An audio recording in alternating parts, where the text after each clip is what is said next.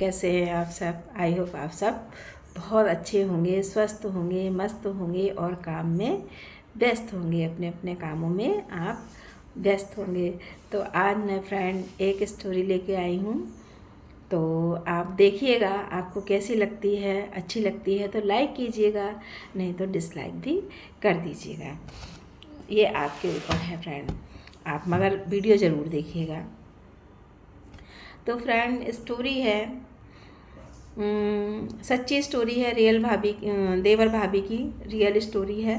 तो जो देवर जो थे वो भाभी को माँ जैसा प्यार करते थे।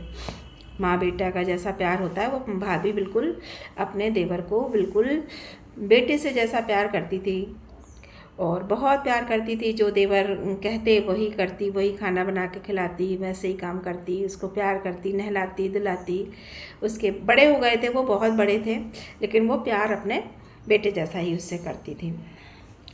तो जायज़ सी बात है, जवान देवर भाभी के साथ रहेगा 24 घंटे, तो कोई ना कोई तो शक करता ही है। किसी की सोच को हम नहीं बदल सकते। तो फ्रेंड कहानी है ये राजाओं के परिवार की, आला उदल के परिवार की। आला जो थे वो बड़े थे, उदल छोटे थे। तो आला अपने शिकार खेलने, राज के काम से अपना निकल जाते और उदल घर में रहते, भाभी से प्यार करते, अपना भाभी के साथ रहते और भाभी के मतलब करते रहते अपना भाभी के साथ टाइम पास अपना। जो उनकी रानियां थीं, जो दास दासी थे, तो उनको ये चीज़ पसंद नहीं थी।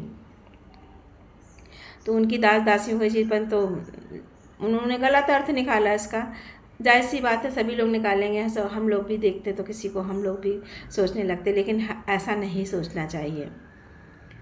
तो जब राजा लौट के आए कुछ दिन बीतने के बाद, तो उन्होंने राजा से दासियों ने उनकी शिकायत कर दी कि साहब आप जाते हैं तो ये अपना देवर भाभी रंगरलियाँ मनाते हैं। तो उन्होंने कहा अच्छा ऐसा है। तो फिर गए, तो फिर उन्होंने बताया कि साहब फिर आज वही हुआ जो भाभी रोज़ करती हैं, महारानी रोज़ करती हैं, आज फिर उन्होंने वही किया। अब सुनते सुनते राजा भी परेशान हो गए। तो राजा ने बोला ठीक है। तो उन्होंने अपनी रानी से बोला कि रानी मैं आपकी एक परीक्षा लूँगा। उन्होंने अपनी रानी से कुछ नहीं कहा कि हमें शिकायत मिली या कुछ मिला। तो उन्होंने अपनी रानी से बोला कि रानी मैं तुम्हारी परीक्षा लूँगा, तुम क्या परीक्षा देने के लिए तैयार हो? तो रानी बोली हाँ मैं परीक्षा देने के लिए तैयार हूँ। तो उन्होंने कहा ठीक है, बस परीक्षा इतनी सी है कि मैं ये जहर लाया हूँ और खाना बना के आप इसको उदल को खिला दो। तो भाभी ने कहा हैं जहर खिला दूँ? बोले हाँ आप इतना कर सकती हो मेरे लिए तो इतना करो। बोले आप अगर मुझे चाहती हो, मुझे साथ रहना चाहती हो तो आप इतना करो। तो भाई रानी थी, उन्होंने राजा की बात मानी और वो सोची, खिला दिया उनको खाना बना के। अब रानी रोती जा रही और आंसू पोंछती जा रही और खाने की थाली परसती जा रही। बेचारा खा रहा है और खाते ही खाते जो उदल थे वो मर गए, वीरगति को प्राप्त हो गए। उन्होंने भाभी ने जहर दिलवा दिया, तो भाभी ने जहर दे दिया और वो बेचारा खा के और मर गए। जब मर गए तो राजा को विश्वास हो गया कि सही बात है कि प्यार तो माँ बेटे जैसा ही था उनका। लोग बागों ने गलत, तो किसी की बातों में हमें नहीं आना चाहिए, हमें खुद भी देखना चाहिए, सोचना चाहिए, समझना चाहिए। तो वो वीरगत को प्राप्त हो गए। उनकी आज समाधि बनी हुई है, लोग बाग उनकी समाधि पे जाते हैं, पूजा करते हैं और वो बहुत सच्चे थे।